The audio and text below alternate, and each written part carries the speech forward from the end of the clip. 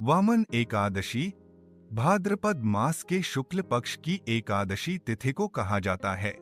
यह तिथि पद्मा एकादशी, जयंती एकादशी या परिवर्तनी एकादशी भी कही जाती है। वामन एकादशी के व्रत को करने से सभी मनोकामनाएं पूरी होती हैं। इस तिथि में भगवान वामन देव का पूजन अवश्य करना चाहिए।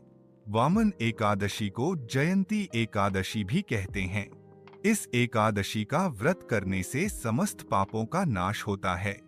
जयंती एकादशी व्रत को करने से नीच पापियों का उद्धार हो जाता है।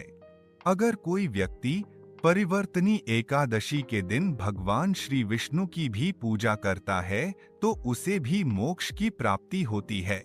जो भी व्यक्ति इस एकादशी के दिन भगवान विष्णु के वामन रूप की पूजा करता है वह ब्रह्मा, विष्णु और शिव तीनों की पूजा करता है। इस एकादशी के व्रत को करने के बाद व्यक्ति के लिए इस संसार में कुछ भी करना शेष नहीं रहता। वामन एकादशी के दिन के विषय में एक मान्यता है कि इस पालबात एक सार करने दिन भगवान विष्णु जी करवट बदलते हैं। इसी वजह से इस एकादशी को परिवर्तनी एकादशी भी कहते हैं। वामन एकादशी व्रत कथा। त्रेता युग में बलि नाम का एक दानव था। वह भक्त, दानी, सत्यवादी तथा ब्राह्मणों की सेवा करने वाला था। साथ ही वह सदैव यज्ञ और तप आदि किया करता था। वह अपनी भक्ति के प्रभाव से स्वर्ग में देवराज इंद्र के स्थान पर राज्य करने लगा। इंद्र तथा अन्य देवता इस बात को सहन न कर सके और भगवान विष्णु के पास जाकर प्रार्थना करने लगे।